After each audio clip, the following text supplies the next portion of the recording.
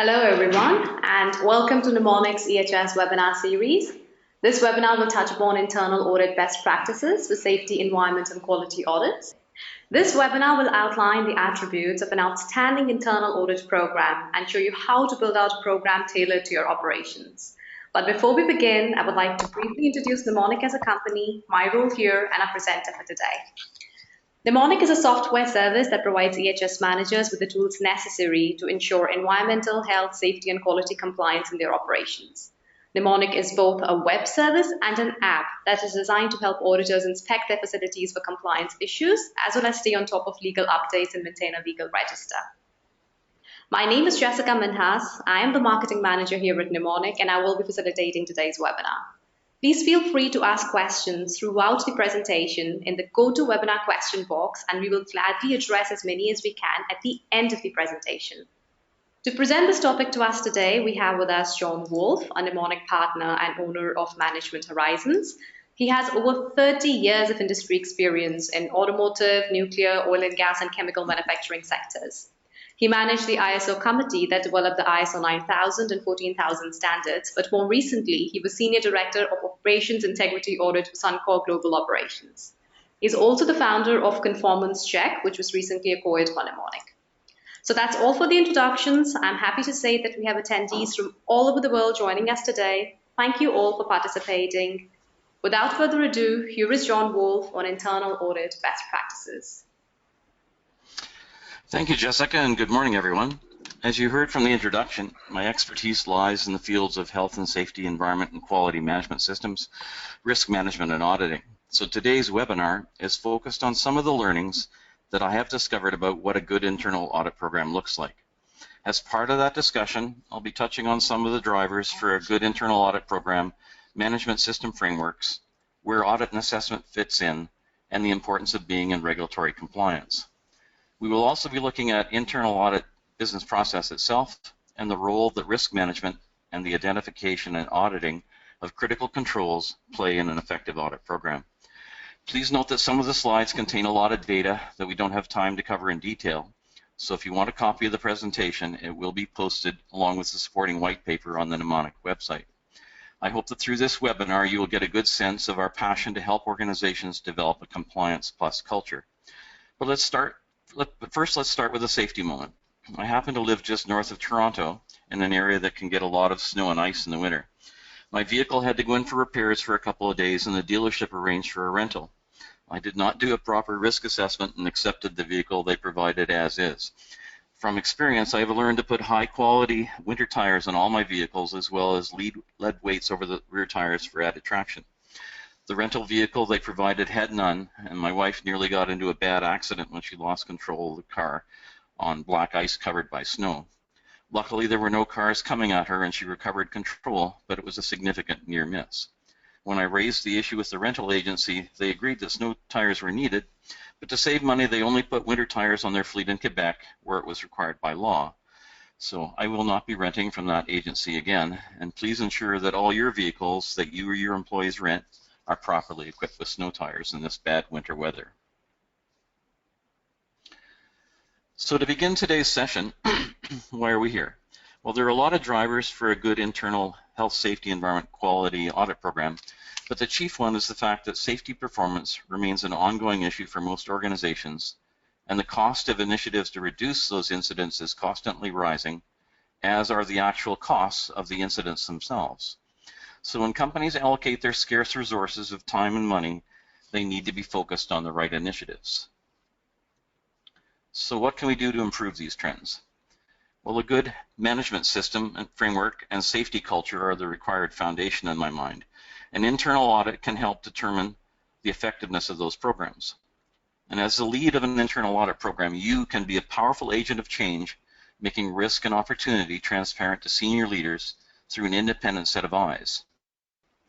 You can also be the key driver in improving the efficacy of your organization's business processes by including relevant management system requirements in your audits. And while sometimes the benefits to the company's bottom line are not immediately clear, seeing management act on your findings is one of the things I've found most rewarding in my career as an auditor. As you look at your audit program, I would also encourage you to look at the big picture of your operations, especially if you have hazardous operations. Most of you are probably familiar with the traditional personal safety pyramid, but high-performing organizations focus on both personal and process safety. They also look at low-frequency but high-consequence events.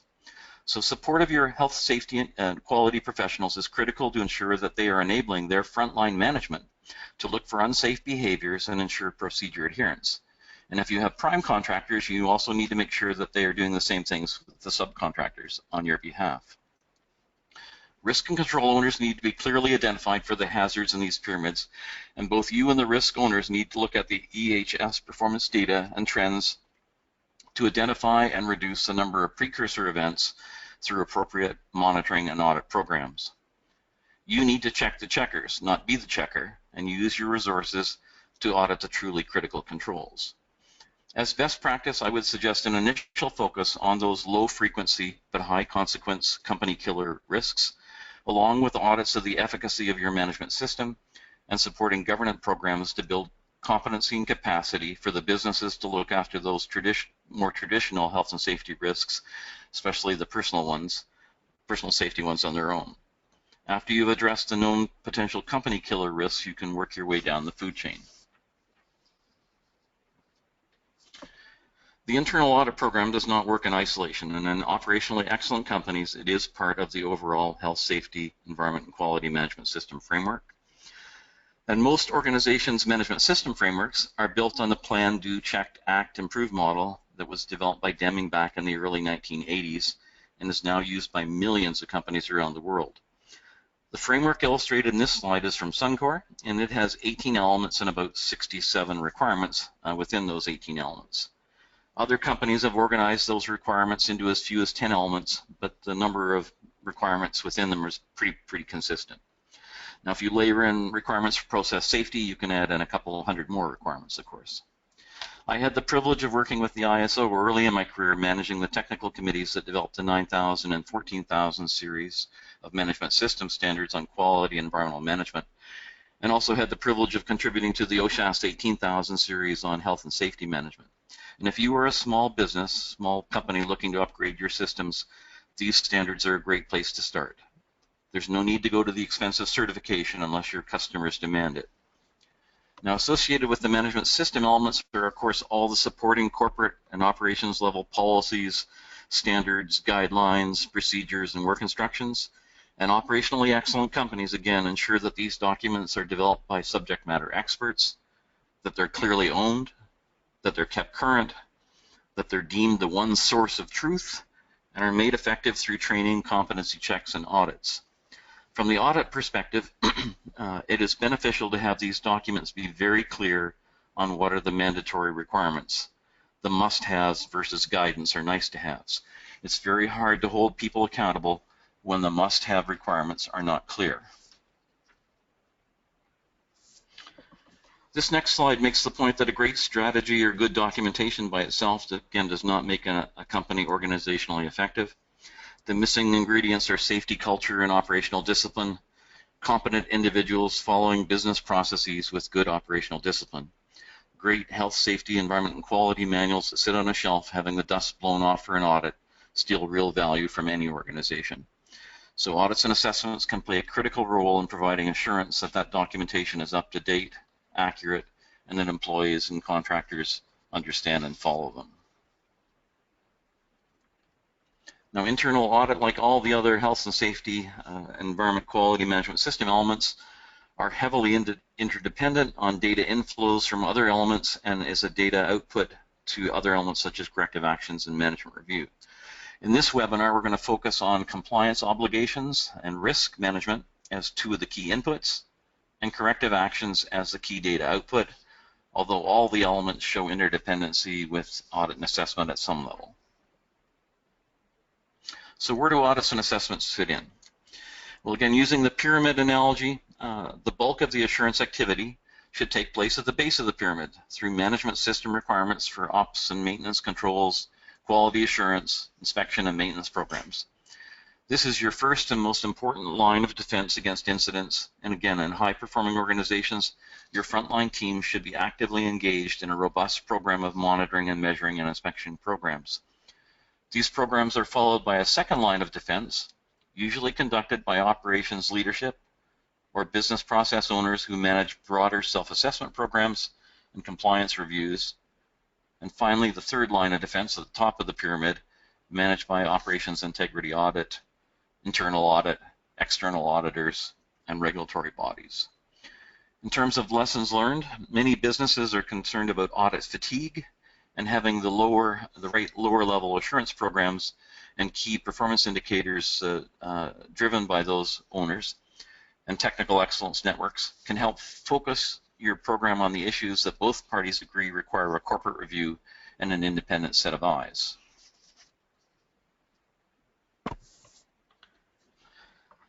In terms of lessons learned, again, one of the key recommendations I would make is the implementation of an annual management system self-assessment program. Many leading organizations also utilize maturity roadmaps as a way of measuring their progress in that continual improvement journey. And the maturity roadmap in this slide is a generic one for health and safety and environment programs. But at Suncor, we've developed maturity roadmaps for all 18 elements with a score of 1 to 5, with 1 as regressive, 2 as reactive, 3 as planned, 4 as proactive company best practice, and 5 as operationally excellent, sort of industry best practice. We had about 50 auditable units across the company, and each one had to conduct an annual management system self-assessment and address any performance gaps. To normalize the assessments, our internal audit team facilitated the first assessment in year 1, and the scores were under 2 for most elements and facilities across the company, which was a big shock for many parts of the business that had been scoring themselves at the 90% plus level in historic loss management programs. These scores were transparent right up to the board. The goal was a level 3 across operations by the 3rd year. The advantage of the program was it trained leadership on the importance of an operationally excellent management system, the value of audits, and it identified systemic and areas of individual weakness to be resourced and areas of best practice to be emulated and shared. I would encourage you to use audit software so you can easily compare sites and look at the records entered as evidence to justify their annual self-assessment rating when you come back on a 3 to 5 year cycle to validate it. Our team kept this process honest by including some or all the elements in our regularly scheduled audit program. Another lesson is to play well with others in the sandbox. There are many other players in the assurance space, and again, I would recommend that you meet with your peers in finance, legal, and risk, and audit, finance audit, on an ongoing basis to ensure the consistency of risk and control messaging and audit program alignment. Understand your organization's business planning cycle and get yourself into their meeting agendas in a timely manner.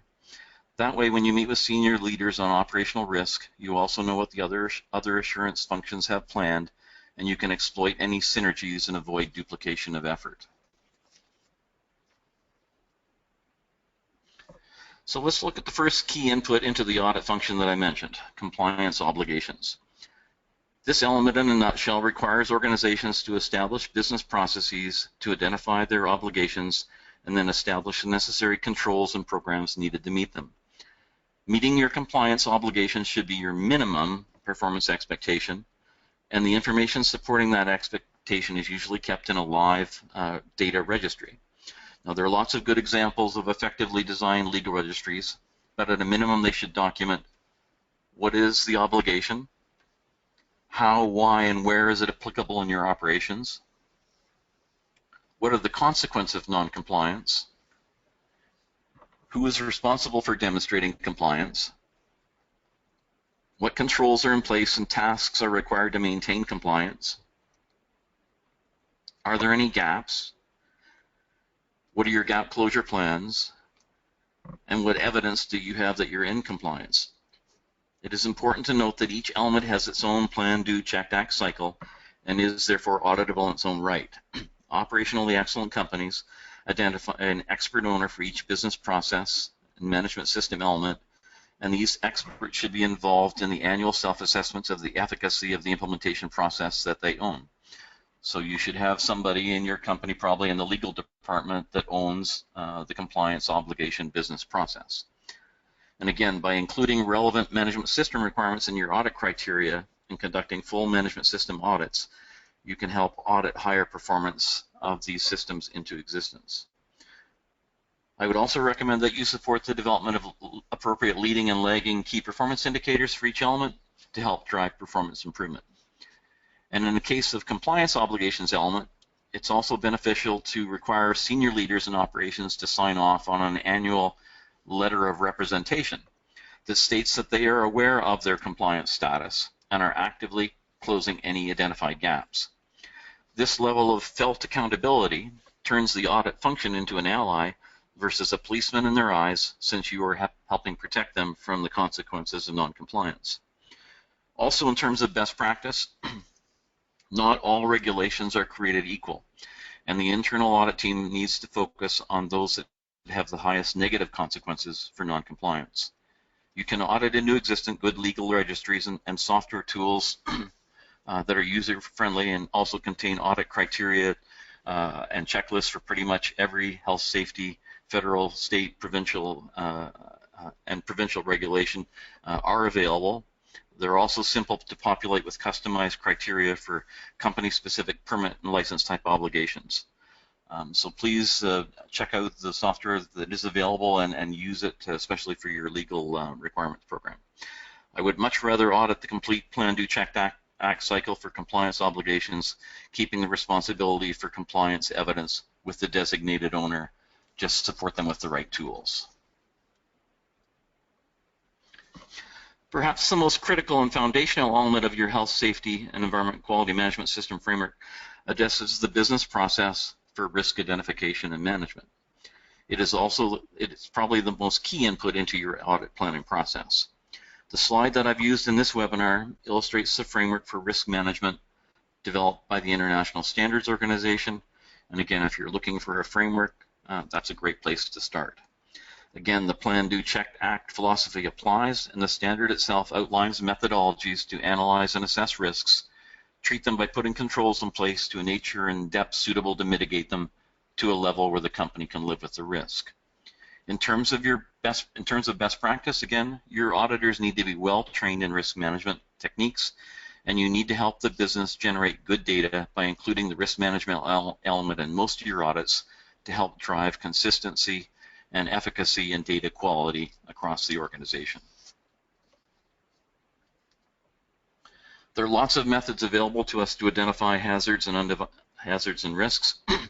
Those include things like brainstorming, field level risk assessments, job safety analysis, what ifs, HAZOP studies, failure mode effects analysis, process hazard analysis, layers of protection analysis, etc.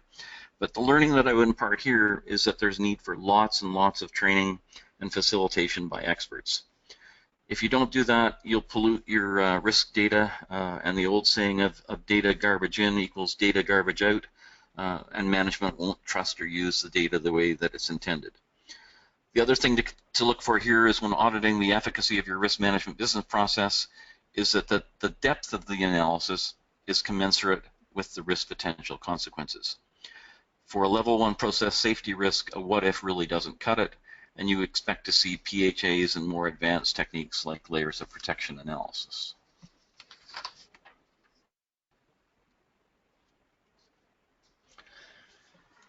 The other key thing to look at here is the use of a risk matrix. The one that I've shown here is pretty much blank.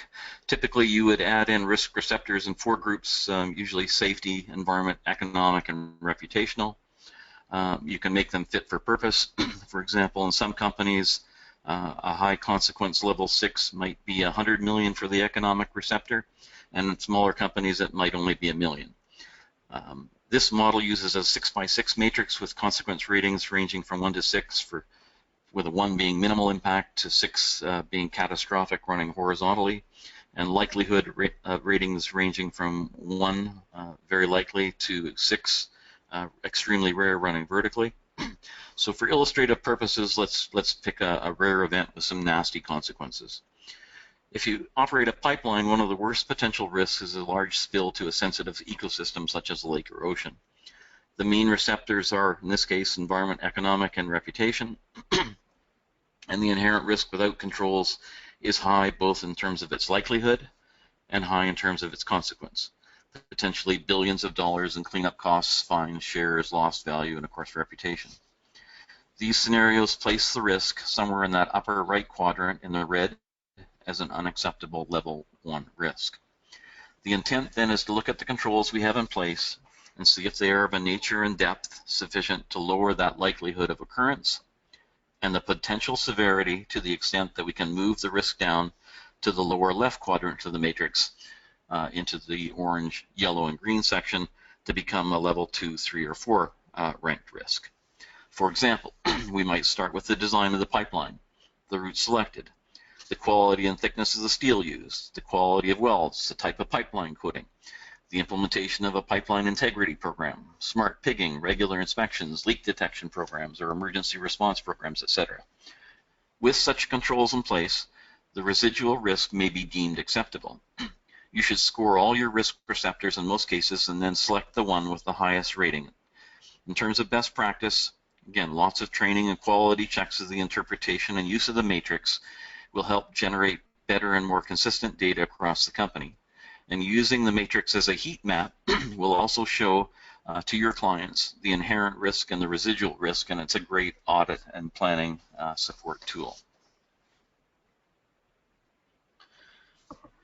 Another key concept in good audit planning is the hierarchy of controls philosophy and understanding the dynamics of an incident. The most effective controls are those, of course, that eliminate the risk. And the next most effective controls are those engineering controls that you can add, such as adding machine guards, interlocks, or barriers, or changing a process.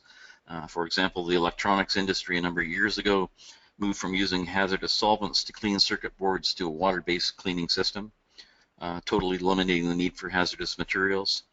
And next in the hierarchy are administrative controls such as operating procedures, training, and of course the last resort is personal protective equipment. So in terms of auditing and best practice, if you look at an operations risk registry and you're planning out your audits and you see a level 1 risk, what should you be looking for in terms of control adequacy? Well, the nature and depth of those controls, again, should be commensurate with the potential consequences. So you should be looking for a lot of engineering controls and really tight administrative controls. And in some organizations, you actually score and give credits for those lines of defense. And again, if you've got that in an electronic system, it's a simple way to check on the adequacy controls by both you and the risk control owner. So you want to look for a lot of engineering controls, a lot of really tight administrative controls. In terms of lessons learned, again, if you look at good root cause analysis as a way to reverse engineer a significant incident, then you also have a good tool to help identify that full mix of critical controls you should be including in the scope of your audit.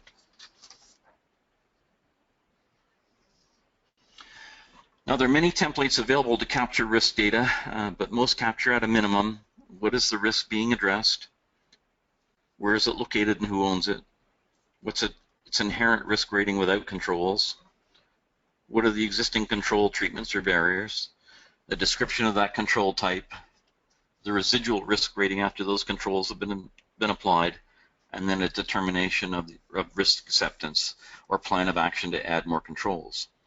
This data can become a critical input into the discussion around what needs to be audited by the risk control owner and possibly by the internal audit team. And again, lots of different templates available and software available. What you don't want to do is have a ton of Excel spreadsheets across your company. It is better to try and get it into one enterprise database so that you can keep the information live and continually improve it over time. But nothing wrong with starting with Excel spreadsheets as a good place to start. These risk registries become a very important audit planning and business planning tool in your company if you do it right. And here we see yet another pyramid. And the bulk of activity and ownership in high-performing organizations, of course, is again at the base.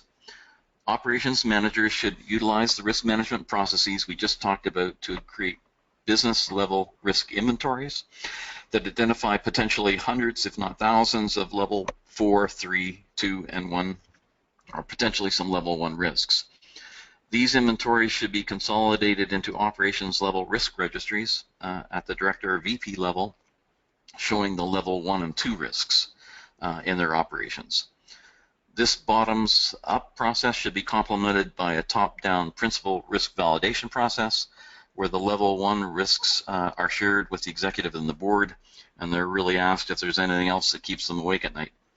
If the risk data is good, these risk registries become an important tool in the annual business planning process and budgeting process to close control gaps, and of course for the assurance programs to assess the efficacy of the critical controls identified. And again, the intent here is you should have a clear line of sight from your perhaps top 10 risks at the executive level all the way down to what makes those principal risks, those level 1 risks, where you see them reflected in the lower level risk registries within the organization.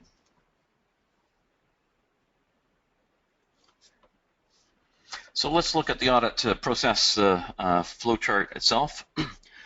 Generally, most companies divide the process into 3 components: an upfront planning and communication process, an on-site data gathering and client communication process, and a post-on-site process which involves the creation of the draft and final reports, its communication, and follow-up of any causal analysis and proposed corrective and preventative actions. In the white paper that supports the presentation, I laid out a more detailed business process flow for internal audit. And the guidance that I would give here is to formalize your program where it makes sense. Set up folders for each audit and implement quality checklists to ensure adequate and timely communication to your clients. Manage your work in progress data, your draft and final reports, track the causal analysis and corrective action follow-up and audit closure. Standardized templates are great, and weekly team calls and monthly review of plan versus actual for audits, all audits in play, will help keep the program on track and identify any issues that your lead auditors need help or guidance on. If you're conducting audits under legal privilege, you will also need to put tight wording and distribution controls on all communications right from the planning stage on. And just because the audit may have been conducted under privilege, you can still work with legal to communicate any lessons learned that need to be shared. So this is a case of walking the talk. Your own program should be audited. At Suncor, our program was audited externally once every 5 years to ensure, again, that the same level of performance expectation that we were expecting from everybody else, we were doing ourselves. So let's move on now to some frequently asked questions. I often get asked, where should the internal audit function report? And I think where it reports is not as important as long as the leadership team supports the audit program and its independence. Ideally, it should be as high as possible in the organization to support independence, transparency, and resourcing. I was very lucky. I actually reported straight to the EHS chair of the board for health, safety, and sustainable development. I know most people report through to a VP EHS or a VP operations, and again, it doesn't really matter where, as long as you get the support that you need. The audit program lead should be supported by a small team of trained auditors, preferably with operations experience, and the program should have a budget adequate to complete the scheduled audits and employ outside experts where required. And that's important, especially if you're doing very complicated audits. Perhaps you're doing facility siting and you need experts on blasts and toxics, or you're looking at safety instrumented systems or alarm management programs. Those are probably areas where you want to bring external experts to help you out with. You should also have the budget to support the use of a pool of trained volunteer auditors from operations. Being able to pay at least some of their expenses goes a long way in helping them sell their management on participation. These guest auditors should be invited on audits of like facilities where they have an opportunity to network, set up excellence networks, and share best practices. It also gives them first-hand experience to expect when their facility is audited, and gives you a chance to see if you want to recruit any of them as full-time auditors. We offered training 3 or 4 times a year, anything from 1 day sort of self-assessment to capability training through to 3-day training, and had a pool of about 200 auditors trained across the company, and probably drew from about 40 within that pool. Another common question is, how often should I audit? For good due diligence defense, if the audit frequency should be risk-based, you need to define your auditable units. And when you do that, you need to make sure there are no orphan children left without clear owners. And you often see that when you start to look at a given auditable unit or a given function. A lot of things can slip between the cracks. You know, things like feeder pipelines or some of the support functions and services. If your organization has been changing a lot, sometimes the ownership of those gets lost. You need to look at the complexity of the operations, their compliance history, their self-assessment scores, incident history, and their physical setting. For example, if you've got hazardous operations in a highly populated or environmentally sensitive area, all those things flow into a risk evaluation and justification for how often you want to audit a given facility. Again, I would recommend a 3-year cycle for hazardous operations and a 5 to 7 year frequency for non-hazardous operations. As the audit leader, you'll spend a lot of time and energy in the selection of audit targets and the controls to be used in your audit. This process should retain its alignment to your organization's strategy, to its value drivers and principal risks, and be consultative with the affected business units and functions. Within that timeline, think of the inputs to the audit planning process as a funnel, taking into account what's happening in the industry in terms of governance focus, the actual performance and incident history of your auditable units, the corporate principal and operations-specific risk and control registries, their legal registries, etc. So all those things are getting considered over time, you know, when you last saw them, what the resourcing is. I tried to maintain an active 5 to 7 year cycle of base load management system audits. Again, 3 years for auditable units with hazardous operations, 5 for non-hazardous. And I left lots of room for risk-based selection of specific risk and control audits for specific operations in any given year. Our team conducted about 30 audits per year with a heavy focus on process safety, and all the audits included a review of the auditable units, annual management system self-assessment data, and any other relevant audits or assessments they might have undertaken to avoid duplication of effort and to follow up on the effectiveness of their corrective actions. In terms of best practice, again, I would recommend that you maintain an active watch list of proposed audits that you review collaboratively with your clients on an annual basis. This gives them a heads up, and they will often actively improve their control regimes between the time you first discussed it with them and when you actually did the audit a year or so later, or in fact may not ever get around to it, but they've improved their process despite that. You should also leave room for industry sector driven programs. For example, when the BP Macondo incident happened, there was an immediate push to ensure that all the risks identified in that incident were well managed in our operations, and perhaps even more interesting, that our risk controls over joint ventures, where we were the non-operating partner, were also adequate.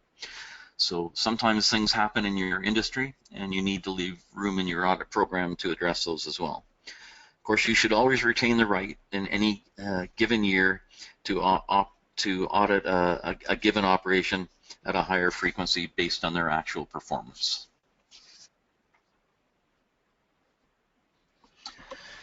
Once you've selected your potential audit targets, I would also highly recommend that you use a technique called bow tie analysis when you select the critical controls to be assessed. In this type of analysis, on the left-hand side of the page here, you see threat causes and the preventative and operational controls used. In the middle, you have the business activity or risk event being considered. And on the right-hand side of the page, you have the response and recovery controls and the potential consequences. This methodology helps you visualize what controls are critical to either prevent the event from happening, to reduce its impact, and recover quickly from it. The bow ties are also a very powerful training and communication tool with the audit client and audit team to help explain why you are auditing specific controls.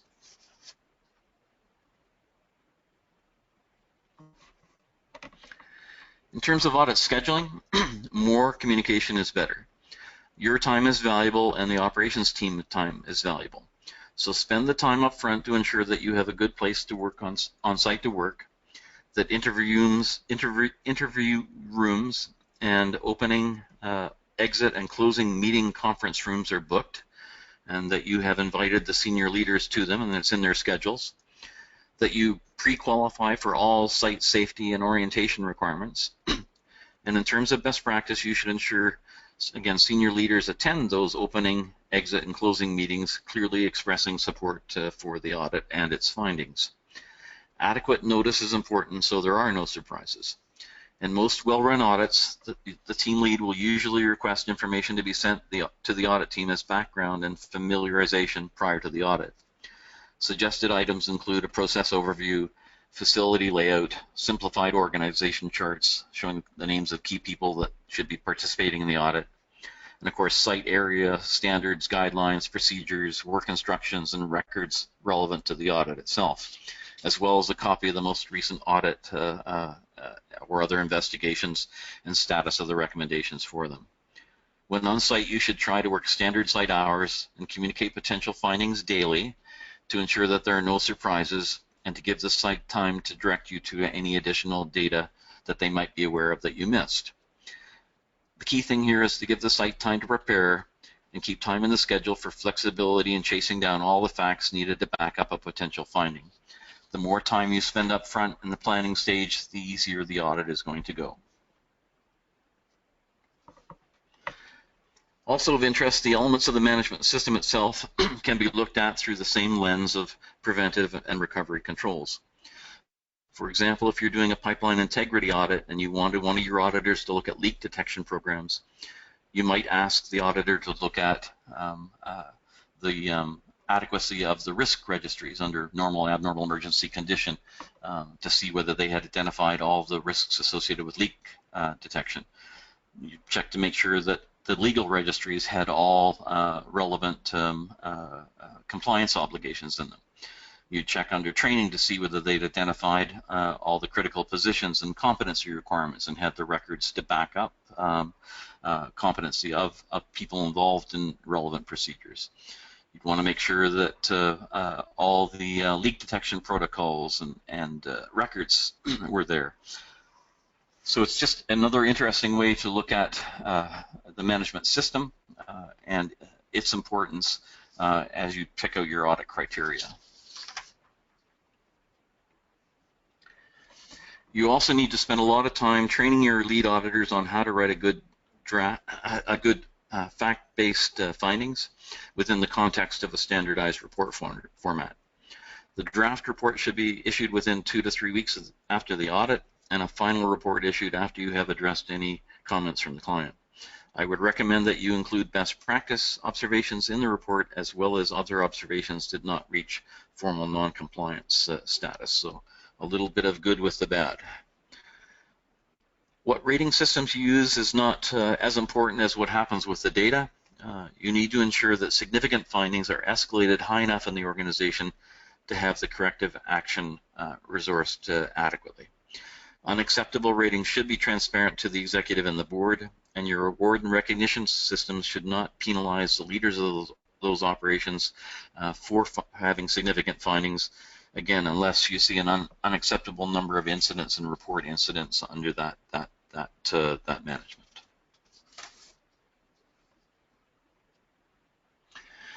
Once you've submitted your final report and presented its findings to the client, it's incumbent upon them to conduct causal analysis to a nature and depth, again, commensurate with the potential consequences of the findings. Using standardized methodology and software like Taproot or Reason will help, and you should ensure that the analysis focuses on system failures and not individuals or equipment. If you think the finding is systemic, you should also make it clear in your report so that the client checks for the same control issue in other affected parts of their operation and doesn't just treat the isolated control failure identified. In normal situations, I would recommend that you should not provide recommendations since you place yourself in conflict, but if your programs are immature, you may find that the benefits of providing recommendations does outweigh that conflict. You should also reject inadequate corrective and preventive actions and follow up on the efficacy of closed corrective actions or interim actions if the operation has to delay plans until they shut down operations to do a big turnaround. Another best practice is to ensure that the proposed corrective actions and closeout of corrective actions is signed off by at least one level higher than the actual owner of the action. That will prevent a lot of issues. I also often get asked about audit software. We live in a world of big data, and operationally excellent companies must embrace technology. What is exciting for me is the growth in the smaller app space versus the big enterprise systems. And while both are important, the more tools you can put in the frontline leadership hands to do housekeeping inspections and procedure adherence observation programs, behavior observation programs, toolbox talks, the more you will have a better chance of building a good safety culture and cut down on those precursor events that precede significant events that we talked about earlier. Audit software can, of course, also cut down on the time and cost of conducting inspections, assessments, and audits. So look at, there are a lot of products out there in the marketplace. Take a look and choose one that works for you. You can also access about 1,500 free checklists on the Nimonik site, and if you have some best practices yourself, please share them with us as well. So in summary, a great health, safety, environment, quality audit program, internal audit program, can be improved with some of the following items. A robust, continually improving health, safety, environment, quality management system framework that facilitates the identification of and ownership of risks and opportunities and supportive controls. Strong supportive leadership that sees health, safety, environment, quality, performance, and excellence as one of the keys to overall corporate performance. Robust monitoring and self-assessment programs by frontline and business unit risk and control owners with leading performance metrics that drive desired outcomes. An internal audit function with budget, staff, and expertise commensurate with the nature and depth of the health, safety, and quality risk control maturity that they see. Involvement of outside experts where credibility and expertise are required. Good data analytics and automation, a risk-based audit program design that focuses on critical controls and business processes, robust investigation, causal analysis, and gap closure follow-up, audit results and analysis reporting to senior management and the board for full transparency, and a collaborative, continual improvement philosophy with your clients. And finally, the last slide. If you operate a business, there will always be risk. This simple slide makes the point that there are trade-offs. Management gets paid to determine a company's risk tolerance and appetite. Your job as the key agent of change and governance is to present the facts so that they can make informed decisions on risks and control efficacy and hence allocate scarce resources. If you do that effectively, you and your team will be seen as a value-added function to the company. And that frees us up for any questions. Thank you. So thank you, John, for that incredibly informative session on internal audit best practices. It is time for question and answers. So please drop down any last-minute questions that you might have, and I will then proceed to share these with John. But before I do, I would like to quickly point out that Nimonik would love to be part of your efforts to improve your regulatory compliance. Please feel free to give us a call or send us an email for more information. With that in mind, we will tackle a few questions. So we have a question here from Rob, John. Rob says, Safety culture is indicated by the everyday behaviors of people. How can internal audit get to understand these behaviors that are happening when they are not there? Documents and what you see in a visit do not necessarily indicate the culture. Right. So, so I guess there's a couple of things that internal audit can do. One is include in their audit program mix periodic audits where you actually go out and do the behavior observations and you check for procedure adherence. Certainly, when all our auditors are walking along and on site, they're doing that as part of the audit. And the other thing to do is to support, as we said, those support that frontline management. That's really where you want to drive risk and control ownership. You want those frontline managers to be supporting the safety culture, and of course you've got to make sure that the leaders are involved and actively supporting the safety culture as well. So get them out on your audits as well and have them communicate the importance. Well, thank you, John, for that answer. We have a lot of questions. John, would you like to go to the next slide? So just in case we are not able to cover the questions in the webinar today, they can send us. Thank you. So I have the next question here from Robert, who says, where can we go to see examples of risk registries?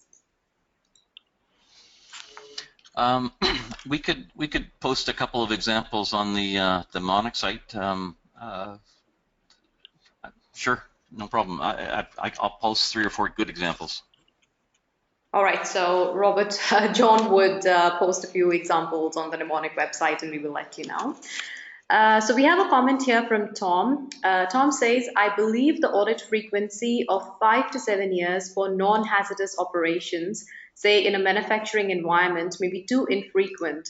One has to consider employee turnover, change in regulations, etc. Yeah, that's, and again, you know, we did 5 to 7 years in our operations just because we had so many globally. We had 50 auditable units. If you have 5 auditable units or 1 or 2, you know, you need to be doing audits every year. So it is that risk-based frequency. The other thing that we fell back on was the fact that we had a very robust self-assessment program, which was conducted annually. So that gave us data that if there were issues or problems, we could come back in on a higher frequency in any case. So again, it is risk-based, and yes, if you've got the resources and can do it more frequently, absolutely.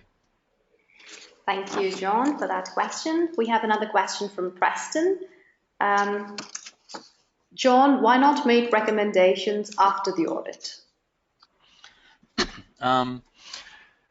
Well, you can put yourself in a conflict of interest position, and what I found is if we gave recommendations in our audit, often they just ran with that, thinking, well, you know, that's all that the auditor said that we had to do, so, and that's all they'll check when they come back. So, you know, that's as far as we go. So you want them to do that very robust causal analysis and look for systemic issues and you know, drive to the true root causes so that the corrective actions are robust. So that's the trade-off you make. You know, if they do a good job in their causal analysis and treat your recommendations as just that, but still do their own in-depth analysis, that's great. But that's the risks that you do take. All right, thank you, John. I hope that answers your question, Preston. We have another question from Ulufunzo. I'm sorry if I'm not pronouncing your name right.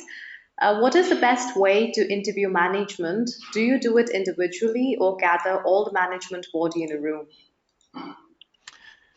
It depends on what the criteria are, but generally speaking, most of the audits interviews are done individually. If you're looking at a particular business process where there's a number of senior leaders involved, you might interview them as a group. But generally speaking, most of the audit interviews are one-on-one. All right, and there's another question. What do you see as the most important issue in the design of an operationally excellent program? This one is from Ed. Thank you, Ed, for the question. Yeah, I think it's that that the risk-based selection of the right criteria, which is kind of why I focused in on the management system elements, the hierarchy of controls, the dynamics of an incident. You know, if you choosing the right control criteria is really the heart of a good audit. And if you get that right, if you choose the right risks and the right controls, then you're going to add value to the assessment and determining the efficacy of those controls. Sure. I hope that answers your question, Ed. We have one question from Martin here. ISO 19011 is supposedly in the process of being revised. Do you have any information on the types of changes to expect and the timing of the final revision publication? No, I wouldn't want to give wrong information. I would suggest that you go to the ISO site and to the posting by that committee, and they provide ongoing updates on the proposed changes, where they sit, and the timing of them. So that's probably the best place for people to go. And again, I think they are driving more towards you know, a risk-based approach, kind of that bow tie approach that I had talked about within plannings. Okay. We have a question from Christy here. What do you recommend as a key initial task to develop as an internal EHS audit program for a mid-sized company with hazardous operations that does not yet have a program? I would say you use the ISO standards for risk management identification. You know, presumably you already have a process safety plan in place. You probably need a good self-assessment program associated with that, and then within that, once you've developed, once you've gone through your analysis and develop some risk registries, you know, look at the things that are the big company killers and work your way down from there. So look at your highest process safety risks and look at the controls associated with those as your top priority. Sure. We have a question from Carol. Including environmental laws in audit programs, would you source legal experts or use in-house knowledge? What is an ideal resource mix?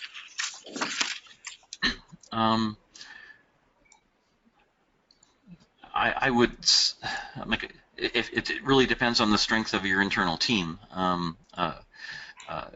And again, if you go through that process, your minimum expectation should be you're in regulatory compliance and you're meeting all your compliance obligations.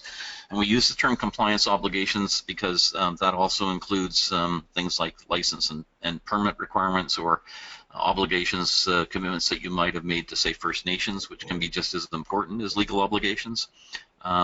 So I would rely on your in-house team for most of that, but where the regulation might be open to interpretation, or you know that you have compliance issues, you may want to involve outside legal counsel to help protect you. And again, anything that you do in that regard, you may want to do under privilege and confidentiality, and you basically have to manage that right from the planning stage to protect yourself. Thank you, John, for the answer. We have another question. We actually have many questions, but we'll try to cover as many as we can. We have a question here from Jolene. What would be some suggestions on integrating audit efforts from different groups, such as EHS, quality, risk, accounting?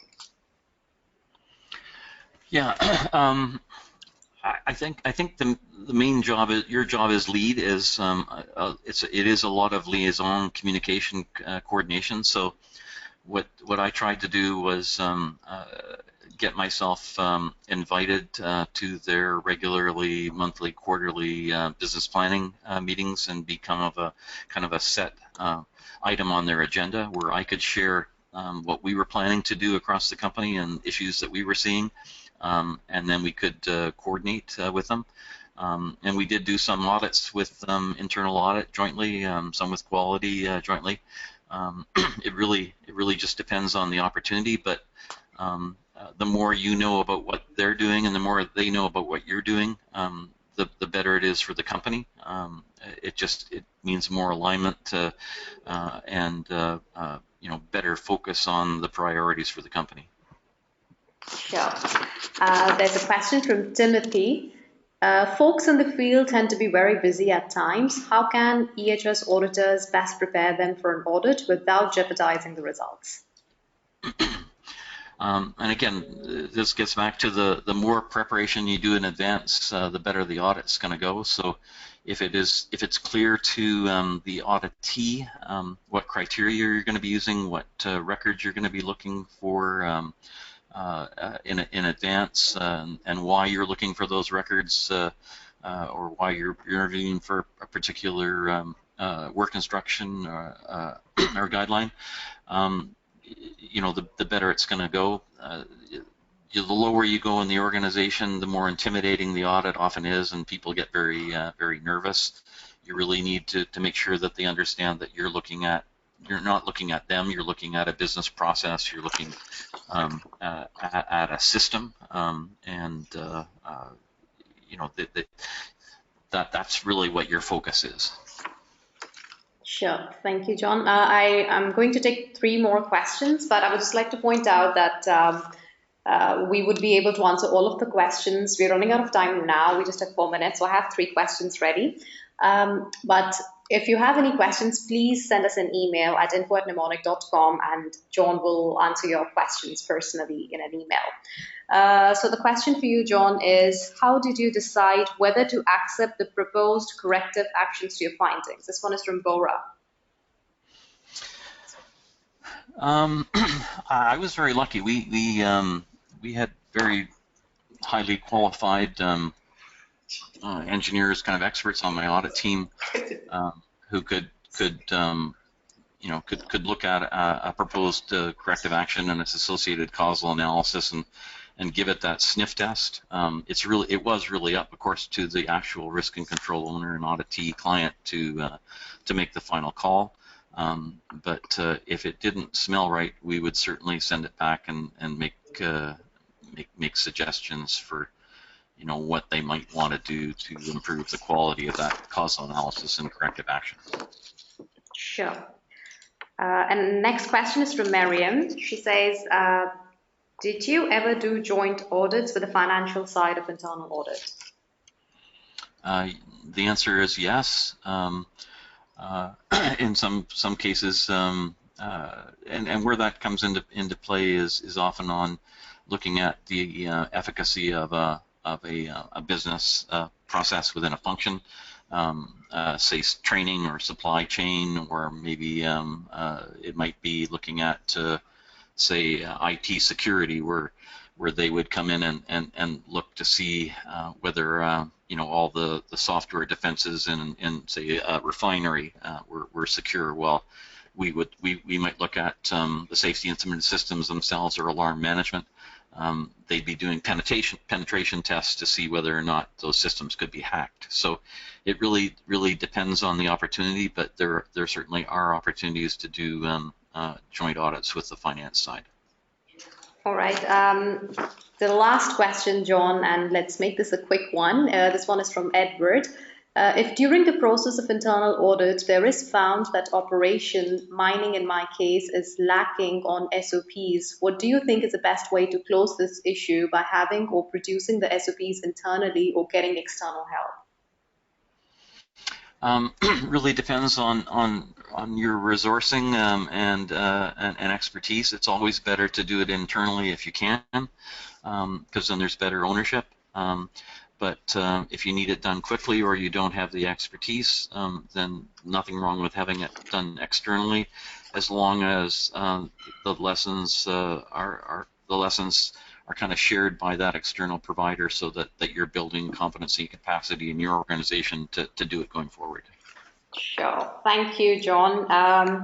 I think I would take that as the last question for today. There are so many more questions being asked. Please do send us an email with your questions at info@nimonik.com, and John will be able to answer your questions personally in an email. So thank you so much for asking these very interesting questions, and thank you, John, for giving us this informative presentation. Please note that we will send you a copy of the slides as well as a recording of this presentation later today or at the beginning of the day tomorrow. So one last big thank you to everyone. Have a great day, and we will hopefully hear from you soon.